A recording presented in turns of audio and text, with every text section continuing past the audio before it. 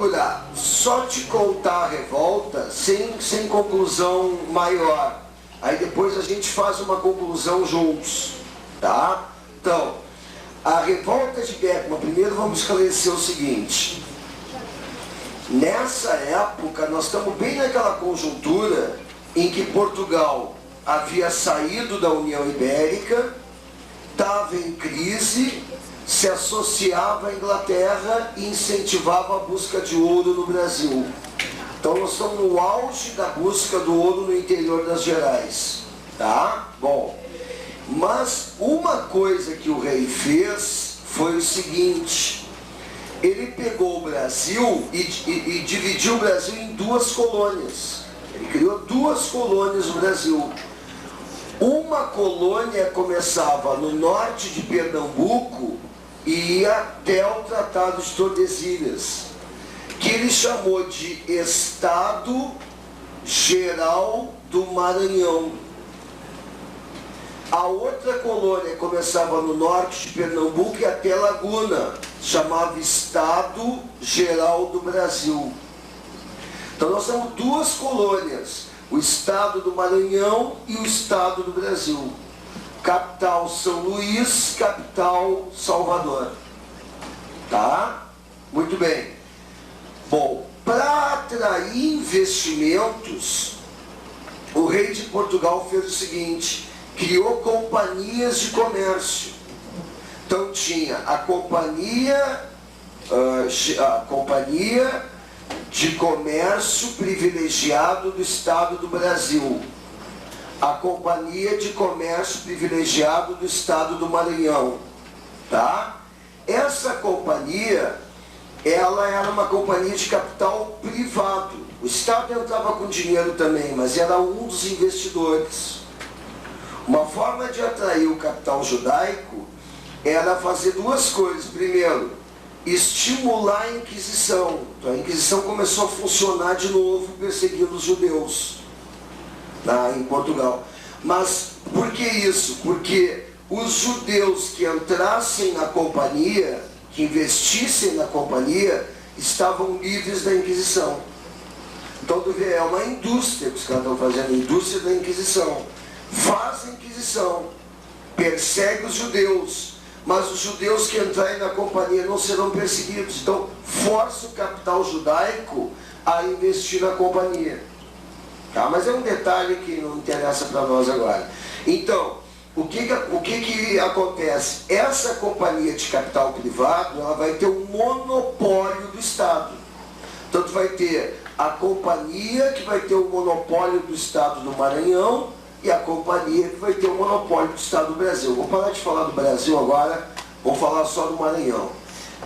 Bom, monopólio quer dizer o quê? Todos os produtos produzidos pela colônia são monopólio da companhia. Ela fixa o preço dos produtos da colônia. E ela tem o monopólio de comprar e vender na Europa. Da mesma forma, os produtos importados são importados dela.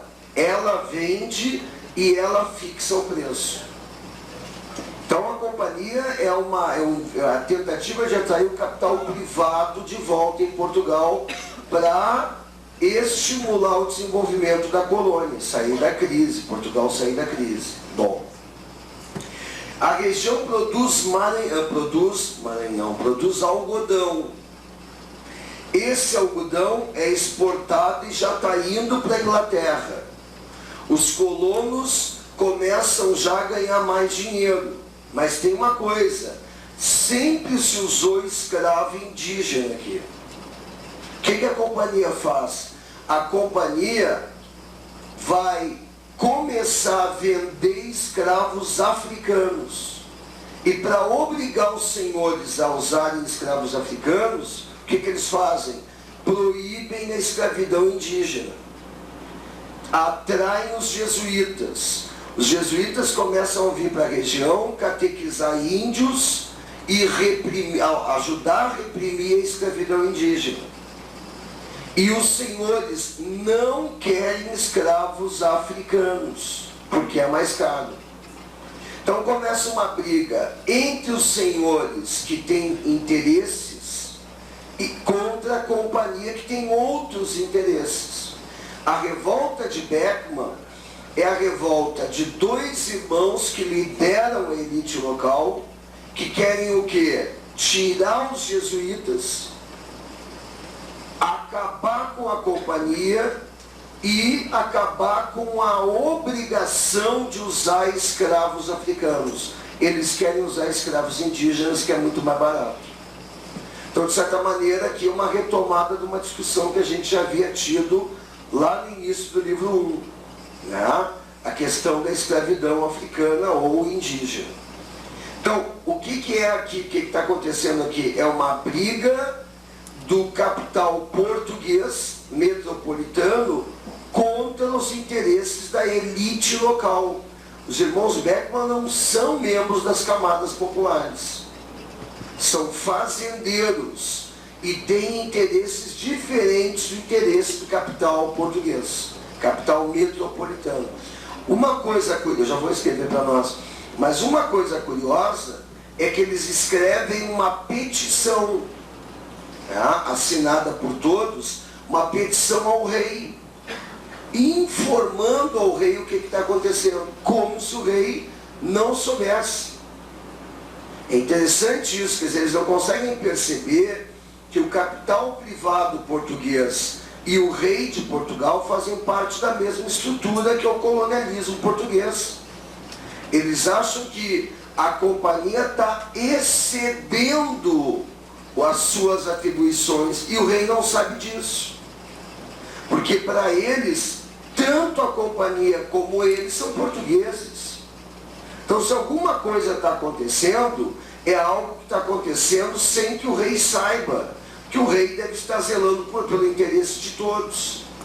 Nós diríamos, tá, mas então eles não têm consciência das malhas do sistema colonial. É verdade, eles não têm a consciência de como funciona o colonialismo.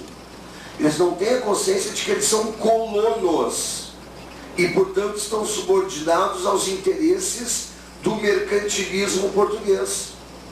E contra quem eles estão lutando? Contra os agentes do mercantilismo português. Essa consciência eles não têm. Tá? Bom, então a revolta de Beckmann é uma revolta da elite regional, ou a elite local, tá? Contra a companhia de comércio.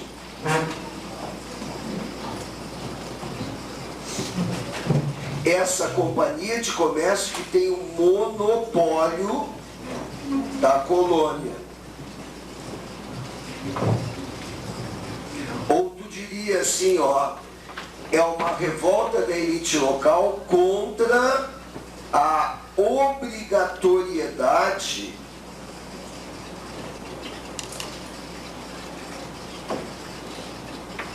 do uso de escravos africanos. Tá? Uma das coisas que eles pedem na petição, o que é? A expulsão dos jesuítas. Então, contra a companhia de Jesus.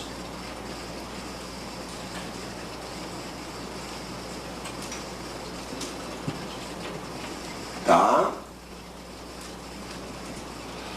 Bom,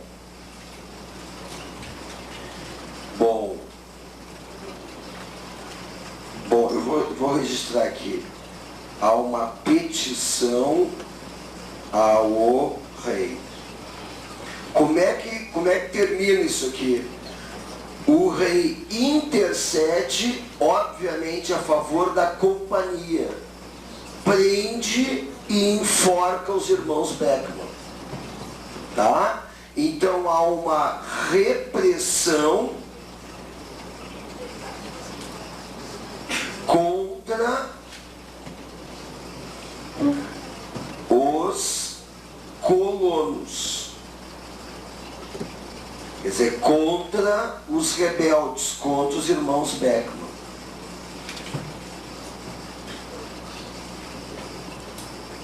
Maiores conclusões, vamos tirar depois. Então o que está mostrando aqui? Um desajuste entre os interesses metropolitanos e a elite colonial. Mas tu observa uma coisa, não há pedido de independência aqui. Não há nenhum movimento de separação. Tá? Muito bem. Beckmann. Segunda revolta, os emboabas.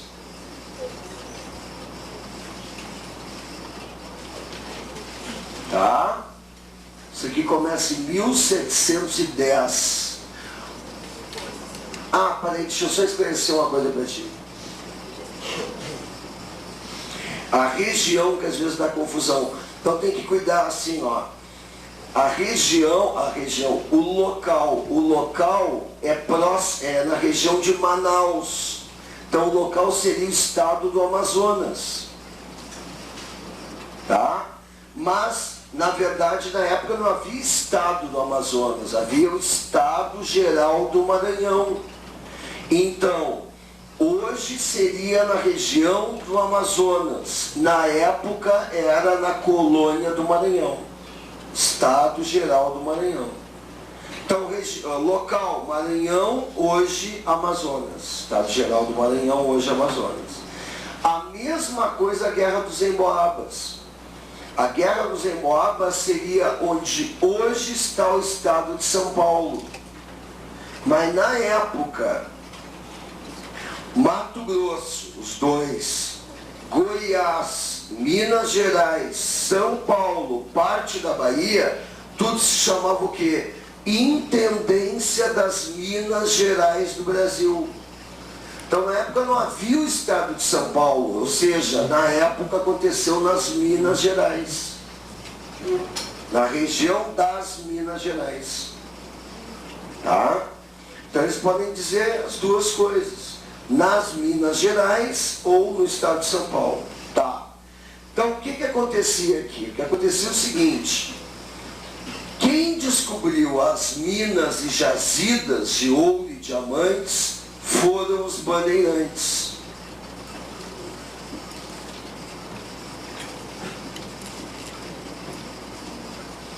Nós sabemos que os bandeirantes são da vila de São Vicente e são habitantes da vila de São Paulo. Bom, os bandeirantes normalmente são os que organizam as bandeiras. Então, na verdade, é uma elite regional. Então, os bandeirantes têm a sua elite. Era uma capitania muito pobre. Enriqueceu capturando índios para vender na Bahia e agora descobriram ouro. Pô, é nosso ouro. Nós descobrimos o ouro. Então nós devemos ter o privilégio de ficar com as datas de ouro e com as jazidas de diamantes. Porque nós somos colonos portugueses, nós desbravamos o território em nome de Portugal, né? Nós tivemos todo o esforço de, apesar da nossa miséria, desenvolvermos a colônia. Então, é natural que seja nosso. Só que o ouro produz que é uma febre do ouro. Então a gente já falou sobre isso, quer dizer, fortalezas eram abandonadas aqui no Rio Grande do Sul, porque todo mundo ia para a região. Navios eram abandonados no Rio de Janeiro, todo mundo vai para lá. Senhores de engenho vendem tudo e vão para Minas Gerais. Homens ricos em Lisboa vendem tudo e vão para Minas Gerais. Então esses caras que vêm de fora da capitania, estes forasteiros, são chamados emboabas, que é a língua local. A língua local é o tupi. Na linguagem tupi, emboaba quer dizer o quê? O que usa botas. Quer dizer, normalmente é o reinol ou é o português de outras regiões que vem rico para a área, com dinheiro, e tem inclusive dinheiro para comprar botas. Quer dizer, então, em Boab, o cara que usa botas, o cara que é bem paramentado, o cara que é bem vestido, né? Ao contrário de nós, nativos aqui, que não temos dinheiro para isso. Nós usamos no máximo uma calça de algodão rústico e pé no chão. Então esses emboabas vêm de fora com dinheiro. Ora, como eles têm dinheiro, eles compram escravos. Como eles têm mais de 10 escravos, eles ficam com as datas de ouro. E ficam com as jazidas de ouro. Porque quem é que pode ficar com uma data de ouro? Quem tem escravo. Como eles tinham escravo, eles ficavam com a maioria das datas e jazidas. Isso é injusto. Tá? Então, os bandeirantes começam a lutar para expulsar os forasteiros da região das Gerais. Eles querem o monopólio das jazidas e datas de ouro. Tá? Então, eles são uma elite regional e eles querem o quê? O monopólio das datas e minas de ouro. É uma revolta, então, contra os reinóis, contra os forasteiros, quem vem de outra região, e, em especial, os reinóis. Reinó, o que é? O português que vem do reino. Né? De novo, ó, eles escrevem uma petição ao rei, e o rei intervém. O rei intervém fazendo o quê? O rei intervém reprimindo os bandeirantes, repressão aos bandeirantes,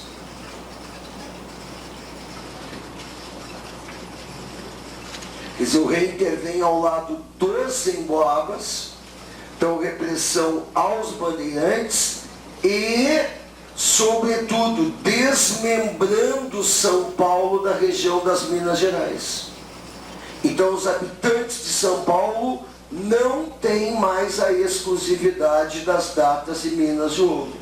Então retiram São Paulo das Minas Gerais do Brasil. Então o que a gente tem aqui? Uma elite regional que luta contra interesses metropolitanos, fazem uma petição de intervenção do rei.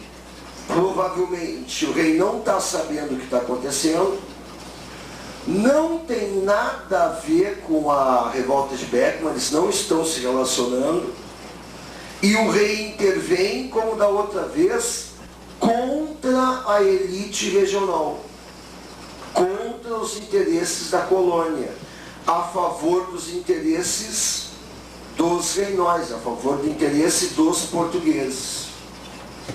Tá? Mascates, terceira revolta, a Guerra dos Mascates. Oi. O rei de Portugal pega a região de São Paulo, onde está a vila, onde as vilas de São Vicente e São Paulo, e tira da região das Minas Gerais. Então eles não estão mais na capitania das Gerais. Como eles não estão mais na capitania das Gerais, eles não têm mais direito às minas de ouro. Só tinha bandeirante. Todas as cidades de Minas Gerais são fundadas por paulistas e vicentinos. Né? Então, quando o rei tira a vila de São Vicente e tira a vila de São Paulo da região das Gerais, ele faz com que a região das Gerais não seja mais prolongamento do povoamento vicentino e paulista. Bom, o rei assume o controle da região. Então, com isso, eles não têm mais direito natural à região. Tá?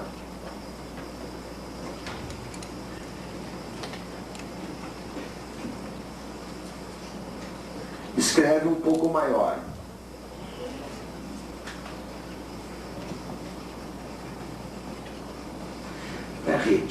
Retira.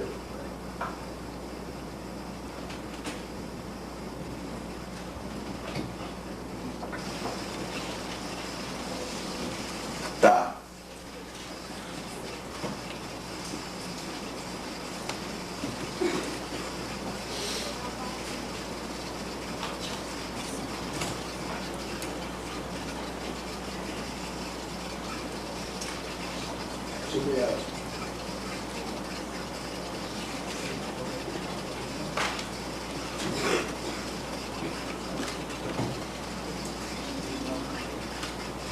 Qual é a tua de dar bombom de tarde?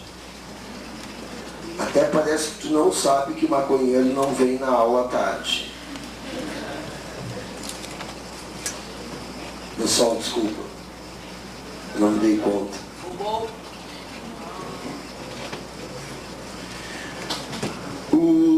Tá quente lá na zona da maconha.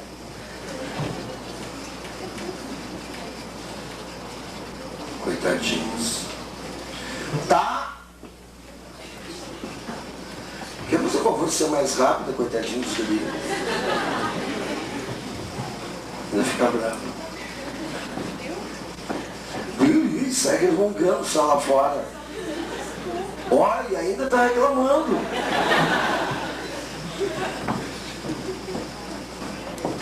Ó, e continua a resmungar. Vai resmungar mais para a gente sentar aqui dentro.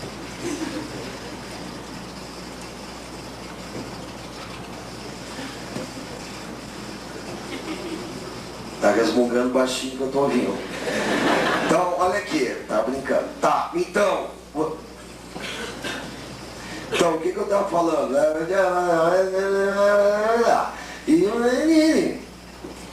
Não falou nada. Bom, então, olha aqui. Mascates. Mascates, bom, aqui não tem confusão, é Pernambuco, é capitania de Pernambuco mesmo. Só que olha aqui. Existe uma cidade chamada Olinda. Tá?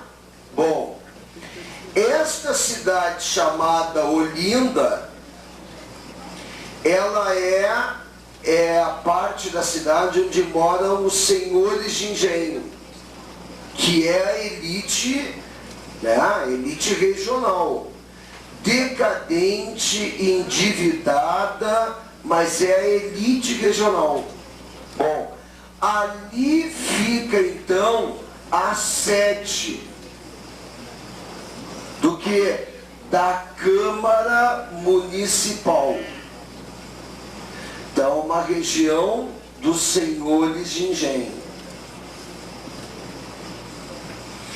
Quem é que participa da Câmara? Os homens bons. Ou seja, os senhores de engenho é que participam da Câmara. Bom, ao contrário de hoje, a Câmara Municipal tinha muito poder. Todas as decisões sobre coisas locais eram tomadas pela Câmara. Por exemplo, inclusive a execução de uma dívida. Para te hipotecar, por exemplo, uma terra, tu precisava da autorização da Câmara de Vereança. Tá? Bom, estes senhores estão completamente endividados. Para quem é que eles devem? Para os comerciantes. Onde é que moram os comerciantes? No Porto de Olinda. Olinda está aqui em cima, lá embaixo tem um porto, que é um bairro de Olinda, que era chamado Recife. Então, Recife não passa de um bairro de Olinda. Recife não tem vida independente. Recife está sob a jurisdição da Câmara de Olinda. Tá? Quem é que mora lá em Recife? Lá moram os comerciantes portugueses, chamados pelos senhores de engenho de mascates. Eles são os credores.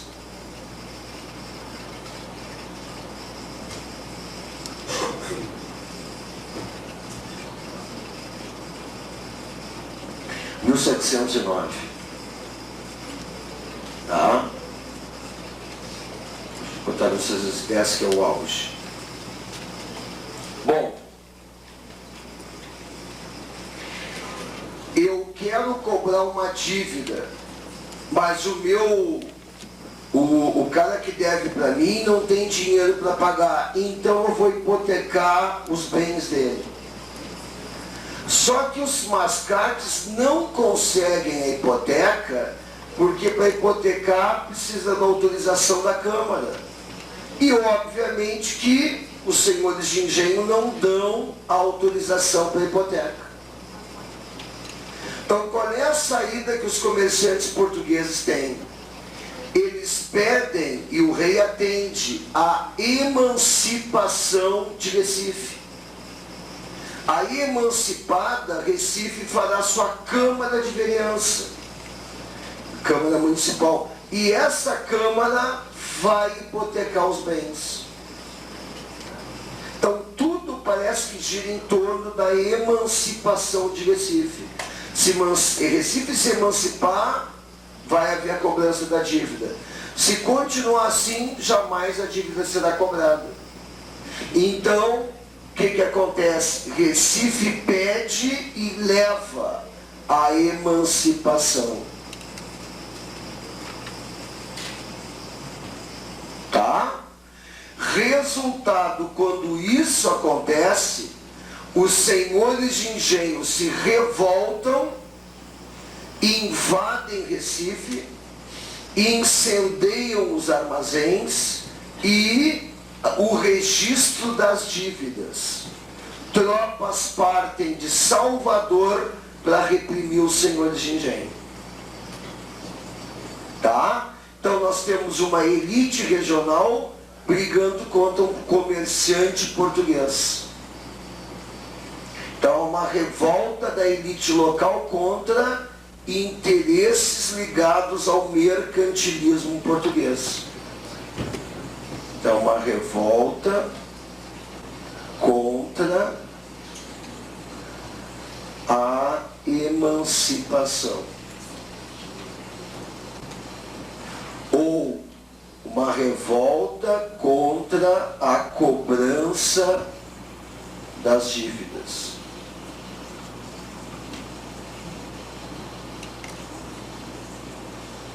O que o Império Português fez? Interviu ao lado do mercantilismo e não da elite local. Quer dizer, tu vê que parece que tem sempre uma coisa comum aqui, né? Número 4, a revolta de Vila Rica, vou chamar assim, Vila Rica. Quando? 1720.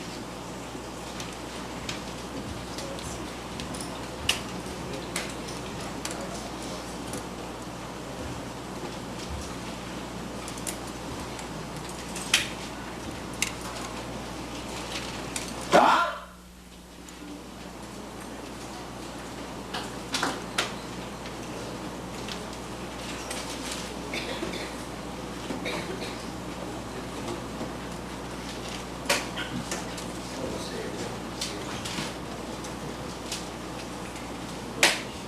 Bom, olha aqui. A revolta de Vila Rica, o que é? Olha só. Em 1718, para cobrar o quinto, o rei de Portugal criou as casas de fundição.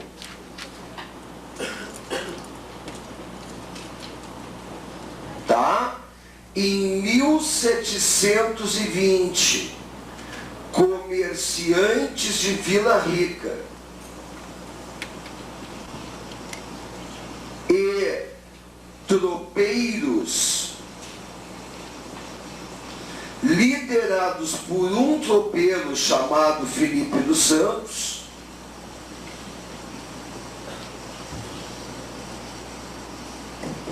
se revoltam contra a casa de fundição de Vila Rica. O que eles querem? Eles querem a extinção da casa de fundição. Por quê? Porque eles não querem pagar o quinto. Porque eles não querem um controle tão rígido sobre a arrecadação do ouro. Então é uma revolta contra o quinto. Contra a forma de cobrança do quinto. Tá? O que o rei faz? O rei vai reprimir a revolta.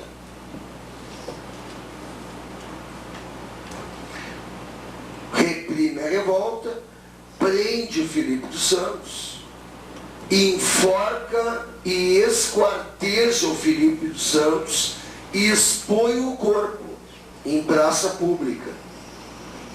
Então uma revolta, uma repressão exemplar. Quem é o comerciante e quem é o tropeiro? A elite local. Contra quem? Contra quem? Contra os interesses da metrópole portuguesa.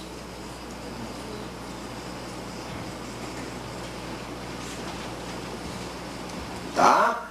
Então, estes aí são os elementos. Então, qual é a conclusão que a gente vai tirar? Primeira conclusão é que todas essas revoltas aconteceram numa época. Qual é a época? Final do 17, início do 18.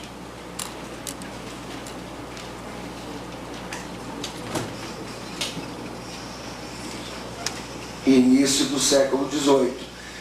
Segunda característica, são revoltas de elites regionais, todas elas, né? São revoltas das elites regionais.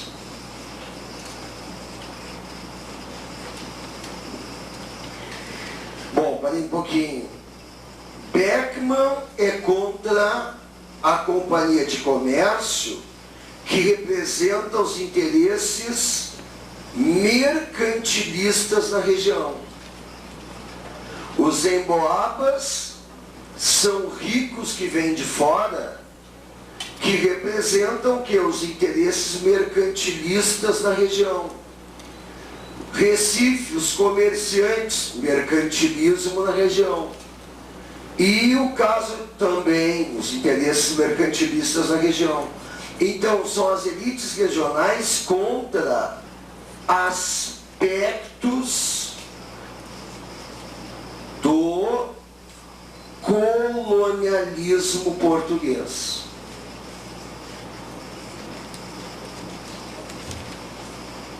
Tá? Contra as formas de exercício do colonialismo português. Contra os interesses de cidadãos do reino, contra os reinóis. Outra característica, nenhum deles pede a independência do Brasil. O que eles querem? Eles querem reformar.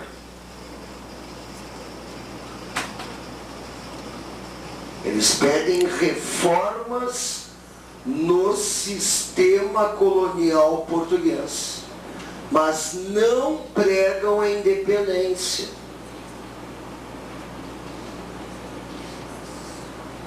A independência.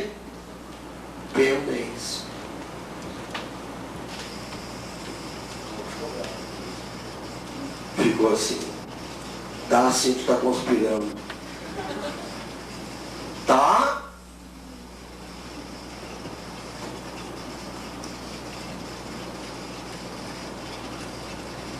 O pessoal aí de trás da marca, tá bom? Não é o som, os ar. São vários ar, né? O ar é uma molécula. Nada a ver.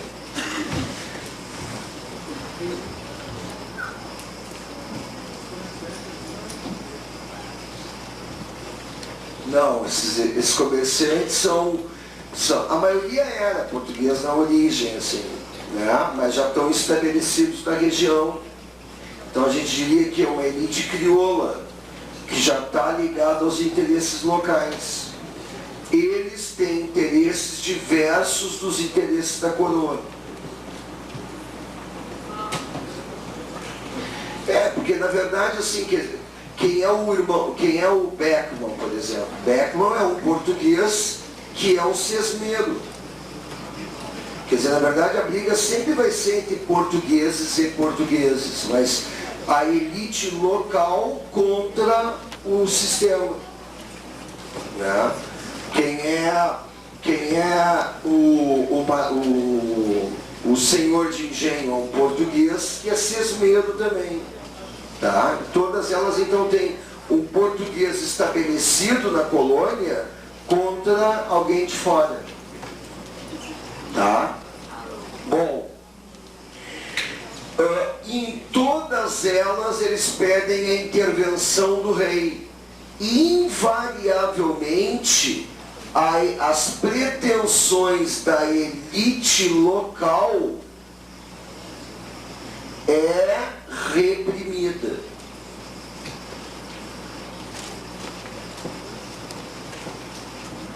Tá?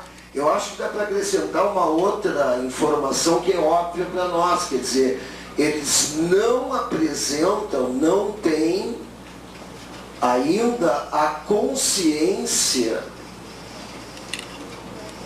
Consciência não tem S?